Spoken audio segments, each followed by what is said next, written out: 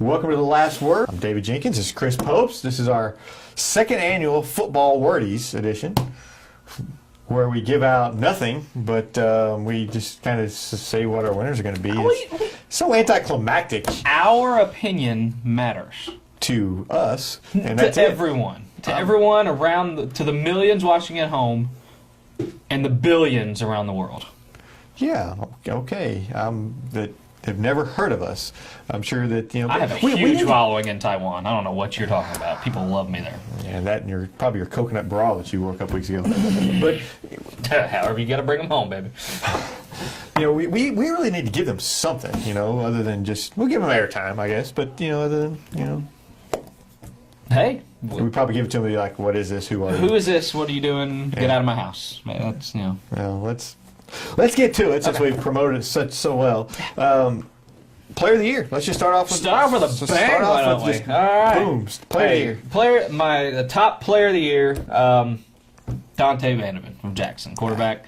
I think he did more with less. You know, this year he just threw the ball, ran the ball, did whatever he did, everything he had to do for that Jackson team to be where they are. And he had a few other players, but you know, for the most part, that offense was him. So he's my player of the year for the single car trophy winner. You know, he was it this year.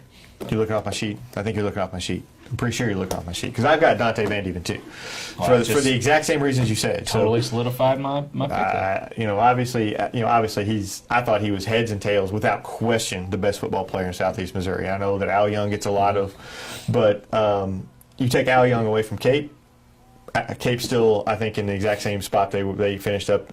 At least pretty close. Maybe because they have weapons everywhere. I have a little argument about that. You look at Jackson. Where's their weapon besides their quarterback position? There are none. There are none. You look at Cape. There's plenty of weapons around the field. I just thought that he made that team. I thought they, the reason they were as good as they were was because of Dante Vandeven, and I thought for my money he was the best player in Southeast Missouri without question. I obviously agree with you.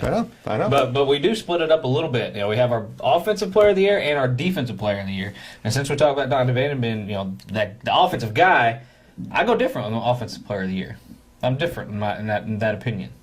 I think Al Young proved that he can pretty much do anything he wants to on the football field with the football in his hands. He wide receiver, lined up, running back. Give him the ball, see what he does at quarterback. I'm sure he could excel. That's what I was going to say. Can he throw? Because I'm sure he could. Dante Vandeven, he threw for like 2,210 yards. He did. Al Young, he totaled 1,446 yards, 25 touchdowns. And like you said, with that kind of production with a team full of weapons, that stands out. Oh, he's definitely their number one weapon. Yeah. I'm not now. Don't get me wrong. He's definitely their number one weapon. Yeah. But my thing is they just have a lot of other weapons, and I don't doubt for a second he's an outstanding football player. And people are already wanting to give him the car trophy for next year, but and that's fine because he's very deserving. But if you talk about the best offensive player, a person that comes up with over 3,100 yards and I can't add that many touchdowns, like 43. 43 total. 43 touchdowns. I mean that's pretty good offense. That is production. That's production at its best. And another one that we're kind of looking over. Obviously, Vandeven's my pick, but another one is Jermon Robinson from he had an amazing from Malden. season. 1,752 yards, 12 yards per carry. Yeah. Every time he touched the ball, it's 12 yards, and that takes into consideration the 1.5 yard that he got against Lamar. so before that game, he's probably averaging almost 15 yards a carry. Yeah. 34 touchdowns. He had just a tremendous, but the opponents kind of play into that a little bit. Not exactly the opponents that Cape and Jackson play. It does, and I'd like to mention too Edward Wilson from Kennett. That kid, he exploded at the end of the year. I'm not really sure what he had when he started playing quarterback, but he finished with 1,800 rushing yards, 613 passing, which is I didn't realize he had that many passing yards, and he wasn't really known for that. But that's for playing maybe 6 games, that's fairly well. 25 rushing touchdowns, 6 passing touchdowns. 31 total touchdowns.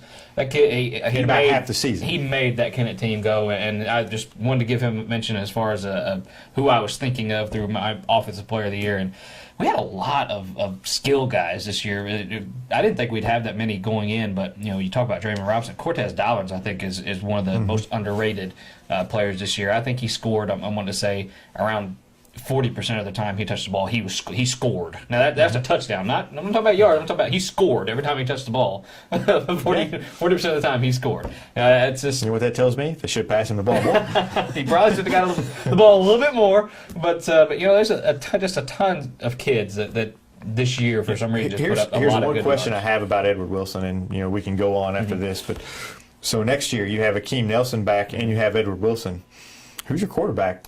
Well, he started off as the running back, I assume, and then he just thrust in the quarterback role, and they didn't have any success. But I think you got to go Edward. I mean, you got to. The kid took you to a district championship. We'll talk about that later, but that's a tough question to have next year, but it's a good one to have. I'd see what else Akeem's got. I'd put him somewhere else. That's assuming Akeem, he's been hurt the last 2 years. That's assuming he plays his senior year. We'll see about that. I think you have to start with him. You just said you have to and see where it takes you. You just there's no question.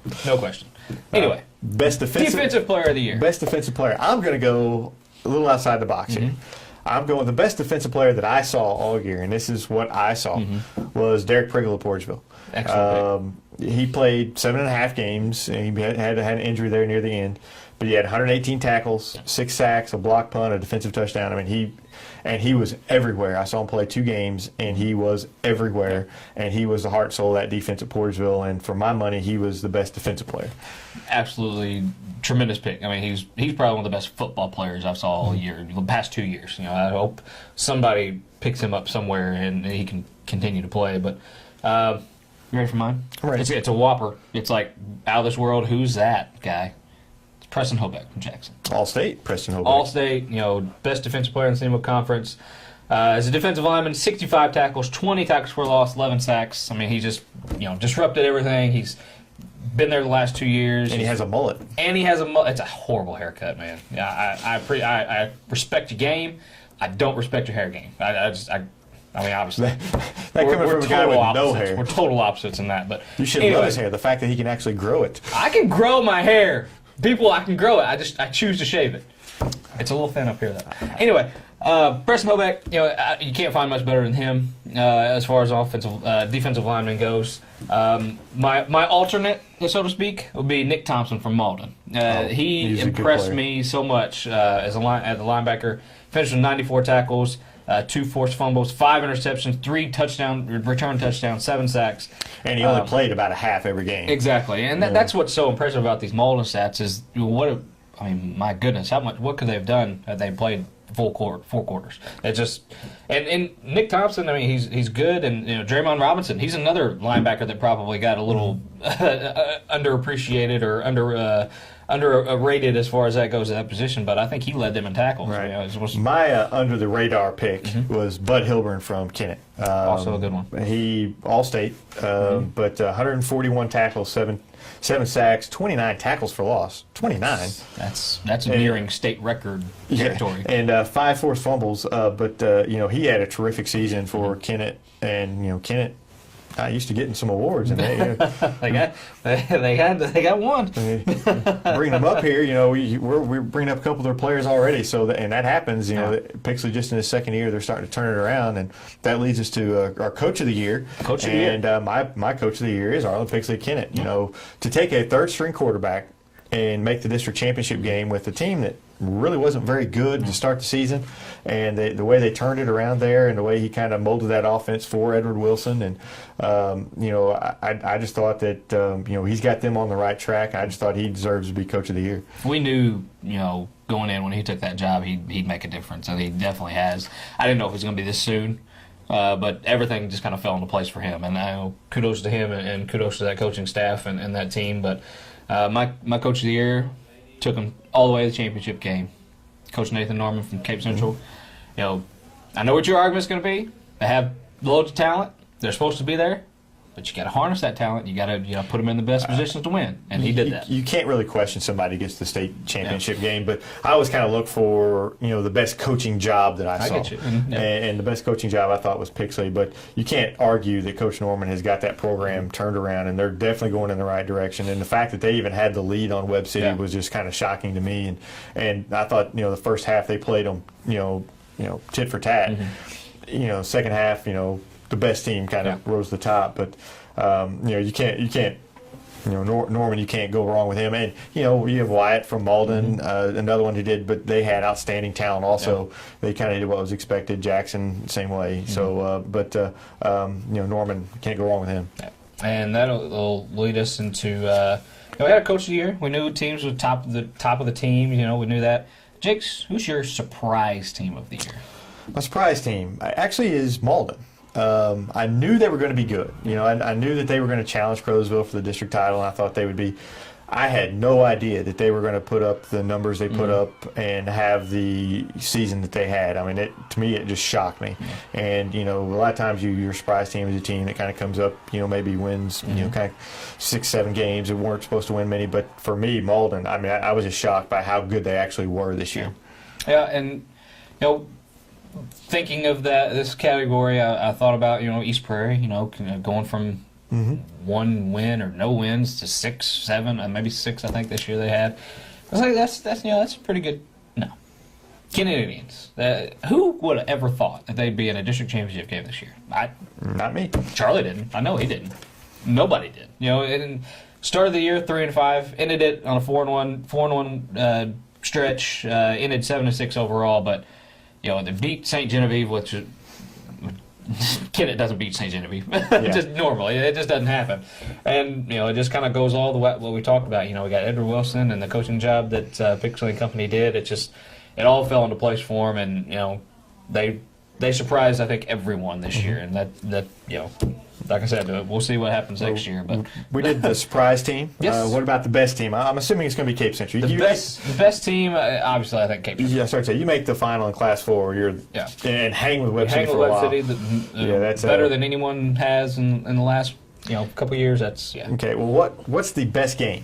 Your best game of the year? My best game of the year. That has to be Jackson versus Vianney. Oh. I picked Vianney in that game, and if Vianney wins that game, then I win the Media Picks Championship outright. Don't have to tie with Brent Shipman. Yeah. Jakes, they scored 36 unanswered points. Wow. 36 unanswered in the second half. Dante Vanderven threw 5 touchdown passes in the second half. Offensive Player of the Year. Player of the Year. The Player of the Year. Apparently, Vianney just decided we are not going to defend anybody. We won. I think their starters got on a bus and were celebrating their district championship that they did. That they brought. Because that's unheard of. It's an unheard of type comeback, and I've never heard of anybody. As far as I've been here, I've never heard of anybody coming back by that much. No, and that was just an outstanding game. For me, games that I actually saw, the game that I saw that sticks out is the Sykes and Dexter game. Dexter winning on the hook and ladder in the final seconds. That was just kind of a boring game there until the last 5-6 minutes of the game. But boy, once that happened, it was a lot of excitement, a lot of back and forth, and it was a very exciting football game. Another one that I wasn't at that Brent Shipman, my arch nemesis, that he was at was the Scott City East Prairie game, where East Prairie had a huge comeback there in the second half, and they came just short of 1 point short. 1 point short of 46-45, I believe. So had some good football games this year. A lot of times, a lot of blowouts, but some good football games this year. Yeah, I didn't see any close games, so that's why I had to go outside of our little coverage area for this one. So I saw quite a few, but what are you gonna do? One other thing we got is we did this whole thing last year, the best uniforms, best and worst of the uniforms. What you got? Squadoosh. I'm not excited about uniforms. This was your category. I just mentioned it. I didn't say we had to do it. You like the Jackson and I like the Jackson Road uniforms they played against Cape with the white helmets. That's okay. But the worst uniforms are Jackson's regular uniforms with the stupid dual helmets and everything. Like the matte. Like the black to red stuff. What? I enjoy that. I like that. And it's the new. I'm sorry, Charleston. Your helmets they're terrible. I don't know what they are. Is that a wing? I don't even know what that's supposed to be on the side of the helmets. Is that a wing? No, it's like a J wing, I guess. It's not even. I looked at it at first when they played Sykes, and I looked at the pictures, and it's a different color than their blue. It's like lighter blue. Yeah, I don't know. I know it might be the metallic that shows it off. Like my favorite jerseys though are Portersville and Malden. Portersville, just a classic, just a classic look. Malden, they had a new look this year, and so they get some praise. But this is your category. You're supposed to come with stuff. This you see why we can't have nice things here. It's yeah. Just put on okay. Jerseys don't have your numbers color match the jersey because you can't see the number. Have it stand out in some way or the name. Gray's not good either. No, black jerseys are fine, but don't have black numbers as well. You can't with like a red outline. Sykes, pay attention. You can't see who the freaking player is. It's put the numbers on the helmet so that helps. That helps a little bit when you're far away, or even when it's hard to see when you're scrum and you can't see. You can't see. Can't see. And with that, we will end our football wordies. See, you can't. So we will see you next week Just mad on the me, last man. word. Where we'll talk. We'll get back to basketball. I know everything. Why don't you just ask me? I'll help you. I'll help you. You see what I have to deal with here. We'll be back next week talking some more basketball. So we'll see you next week on the last word. Swish.